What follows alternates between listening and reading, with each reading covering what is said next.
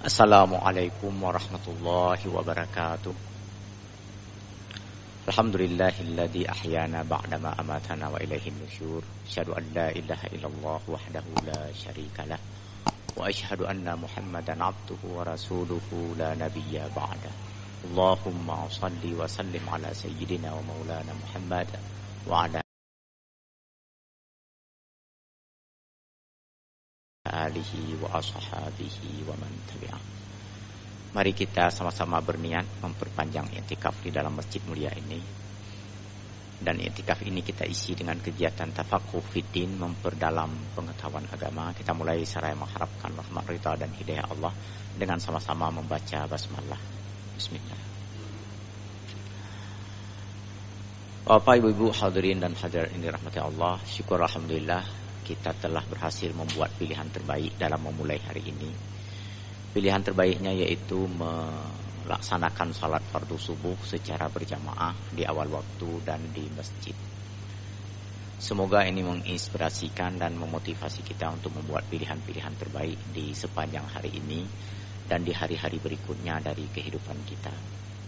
Dan semoga ini juga memotivasi, menginspirasi seluruh anggota keluarga kita, putra-putri, anak cucu dan keturunan kita, sahabat dan kerabat kita, orang-orang kita kenal dan yang mengenal kita, agar bisa membuat pilihan-pilihan terbaik di dalam hidup mereka. Tak ada pilihan yang lebih baik daripada pilihan menunaikan salat fardu subuh secara berjamaah di awal waktu dan di masjid di setiap awal hari-hari dari kehidupan umat manusia. Salawat bin salam kita doakan semoga disampaikan kepada baginda Rasulullah sallallahu alaihi wasallam, manusia terbaik yang diutus untuk umat terbaik. Semoga cinta, rahmat dan kasih sayang Allah juga tercurah melimpah kepada seluruh anggota keluarga beliau, sahabat dan kerabat beliau, juga kepada seluruh pengikut beliau termasuk kita di dalamnya, serta orang-orang beriman hingga akhir zaman. Bapak, Ibu-ibu yang berbahagia, saya ingin membacakan satu hadis pada subuh hari yang berbahagia ini. Hadis ini memang agak jarang kita baca atau kita dengar karena umumnya umat Islam di negeri kita banyak membaca atau merujuk kitab-kitab hadis yang dinisbahkan kepada riwayat Imam Bukhari dan Muslim. Dan memang itu sangat wajar. Kita ketahui bahwa Imam Al-Bukhari dan Imam Muslim dua di antara periwayat hadis ternama, tersohor, paling ketat dalam menyeleksi hadis. Ketat sangat perlu. Kenapa perlu? Karena hadis pernah tidak ditulis dan Rasulullah pernah melarang penulisan hadis agar tidak bercampur baur dengan Al-Quran. Oleh karenanya hadis hanya diingat dan dihafal, ditutur dari satu orang ke orang yang lain. Boleh jadi dalam saat penuturan-penuturan itu, seandainya orang-orang yang ikut menuturkan hadis itu tidak begitu kuat hafalan dan ingatannya, sehingga ada yang terlewatkan, ada yang terlupakan. Atau boleh jadi di antara para penutur hadis itu orang-orang yang tidak begitu baik i'tikadnya, tidak begitu baik moralnya, sehingga kadang-kadang memutarbalikkan isi hadis itu, menambah atau mengurangi, menyisip, menyusup dan sebagainya. Oleh karenanya maka setelah 100 tahun lebih hadis diriwayatkan tanpa melalui proses penulisan, setelah 100 tahun lebih kurang hadis hanya diingat dan dihafal-hafalkan, barulah muncul perintah untuk melakukan pendokumentasian dan penulisan hadis. Berawal dari perintah Umar bin Abdul Aziz kepada Gubernur Madinah. Baik, itu kita tinggalkan. Yang penting yang mau saya sampaikan di sini adalah bahwa Imam Bukhari dan Imam Muslim itu sangat teliti, sangat kritis, sangat rumit dalam menyeleksi hadis-hadis yang tadi berputar, yang tadi beredar di kalangan umat Islam, yang diriwayatkan oleh jumlah orang yang tak terbatas itu. Diseleksi oleh mereka, menyeleksinya sangat ketat, dipelajari jejak hidup, track record, dipelajari pengakuan-pengakuan orang terhadap mereka yang ikut menuturkan hadis-hadis tersebut. Ketika diketahui bahwa orang tersebut benar-benar sangat terpercaya yang diistilahkan dengan adil dan dhabit, kapasitas moralnya terjaga, intelektualnya juga mumpuni, barulah sebuah hadis diterima dari mereka. Begitu ketatnya persyaratan, begitu selektifnya mereka menulis dan mencatat hadis yang sudah beredar di tengah umat Islam. Maka wajar kalau hadis-hadis riwayat Imam Bukhari dan Muslim ini menjadi rujukan utama umat Islam dan para ulama di seluruh dunia hingga saat ini. Karena hadis-hadis yang diriwayatkan dari mereka itu hampir bisa dipastikan benar-benar sebagai hadis dan berasal dari Rasulullah Sallallahu Alaihi Wasallam. Akan halnya hadis-hadis yang diriwayatkan oleh para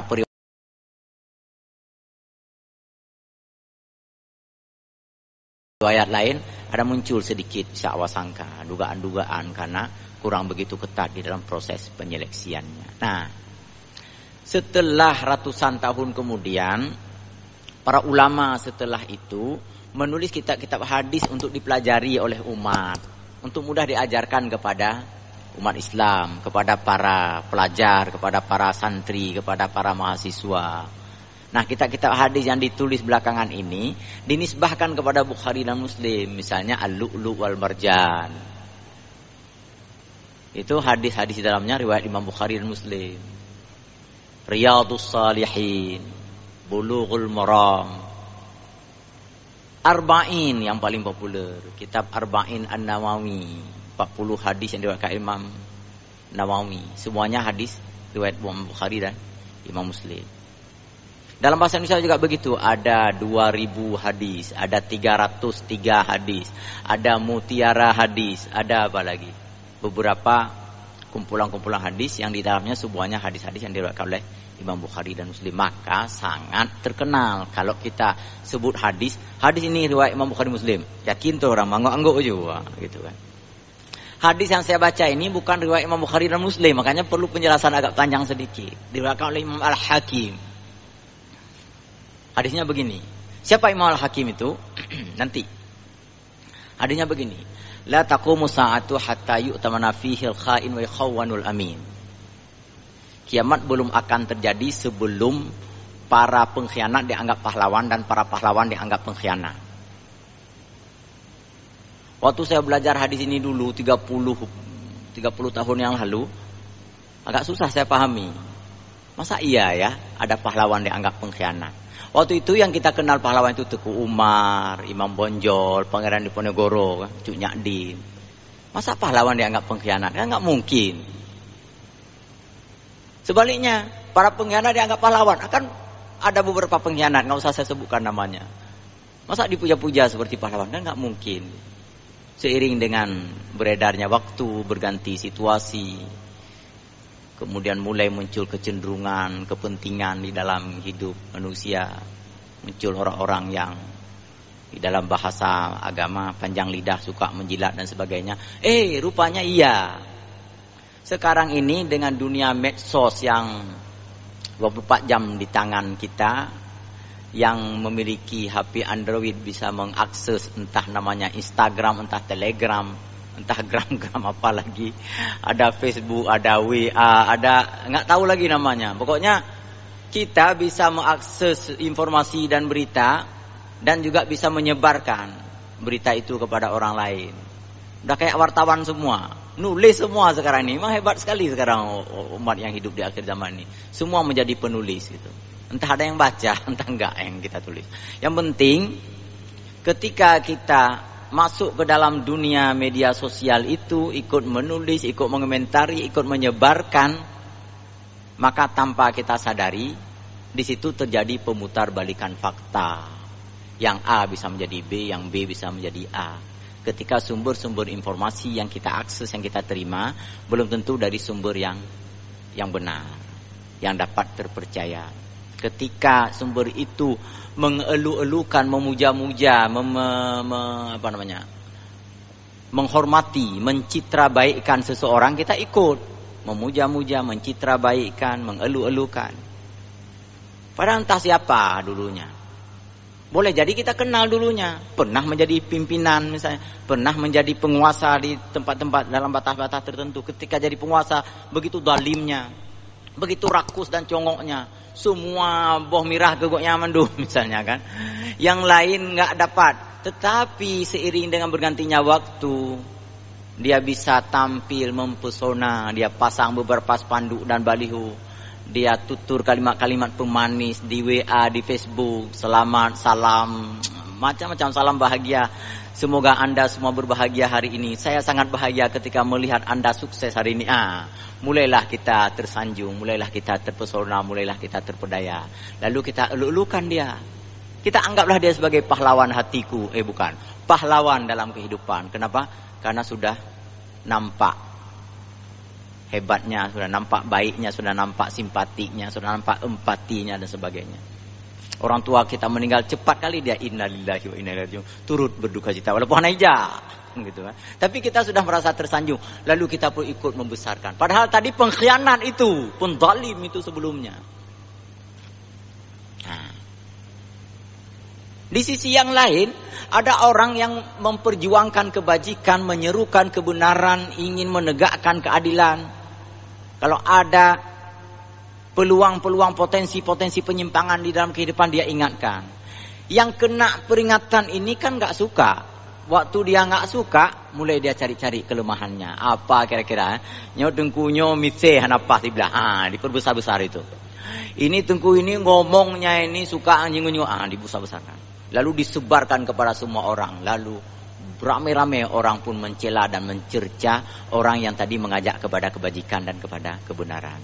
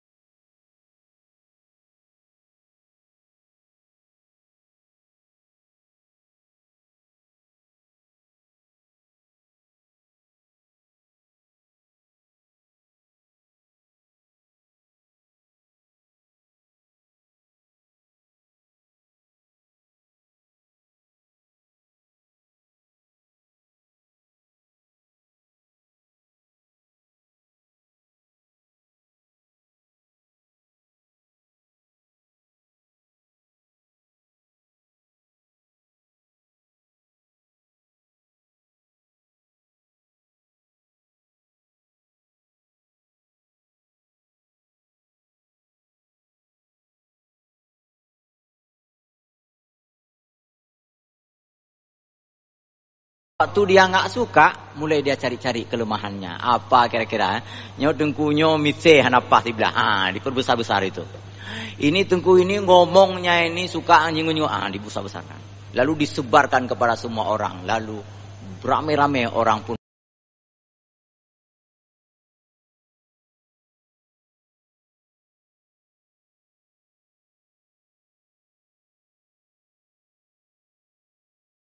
Waktu dia nggak suka, mulai dia cari-cari kelemahannya. Apa kira-kira? Nyo dengkunyo mitse hanapa tiblah. Diperbesar-besar itu. Ini tengku ini ngomongnya ini suka anjing-anjing. Dibesar-besarkan. Lalu disebarkan kepada semua orang. Lalu beramai-ramai orang pun.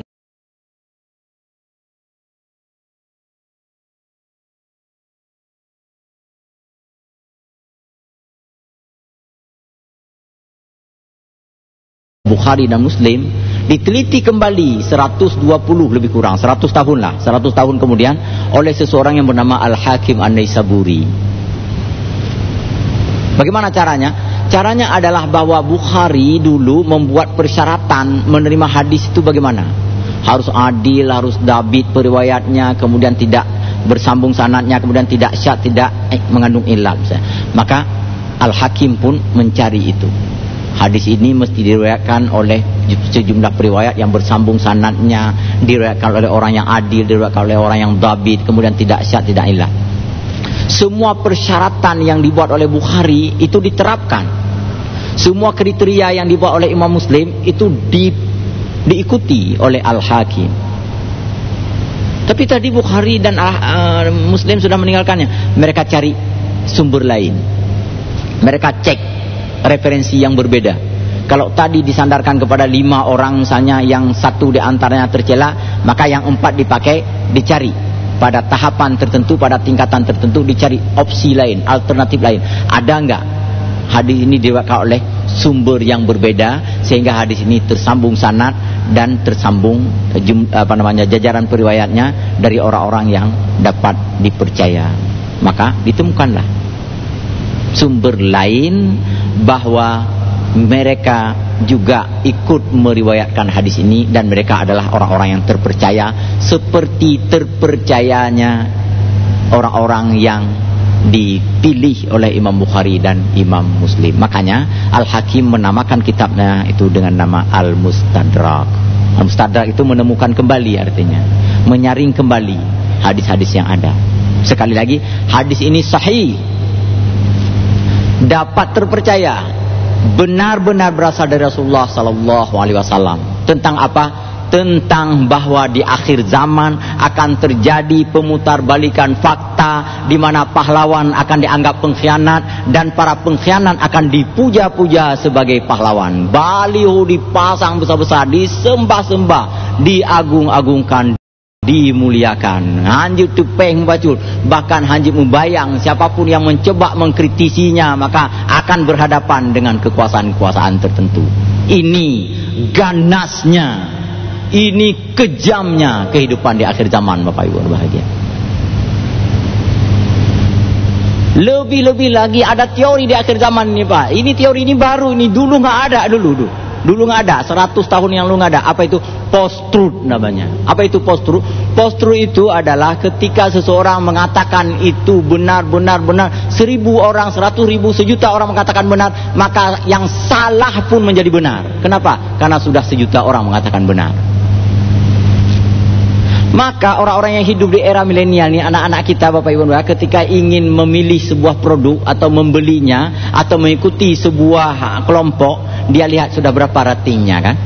Dia lihat sudah berapa kecenderungan, sudah berapa orang like kepada, sudah berapa orang share produk itu.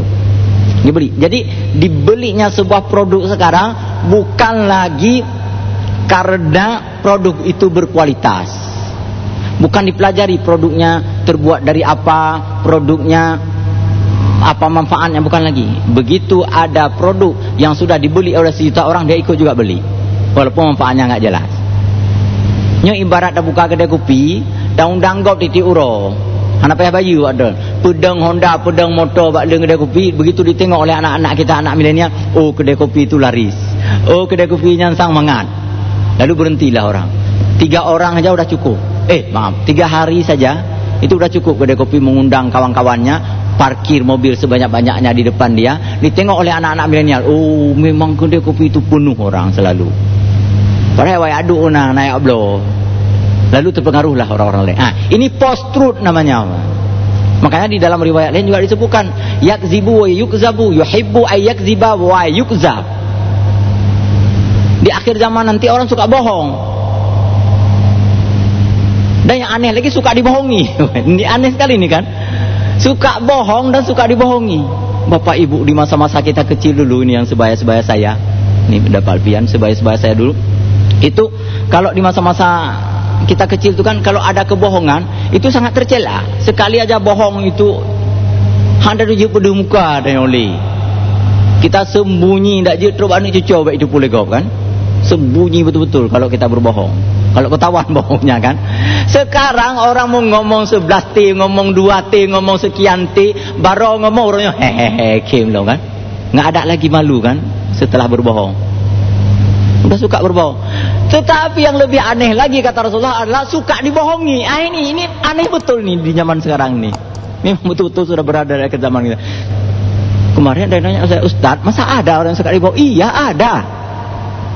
Siapa? Ya kita. Tanpa kita rasakan, coba sekarang posting satu foto di Facebook, pakainya bergagah becut, cap betul. Tempel di Facebook atau di Instagram atau Telegram, nanti orang komentari. Sang umur 16 tahun, sang umur 16 tahun, sang lagi syekh kabir, sang lagi ulama, macam-macam. Kita semua senang itu.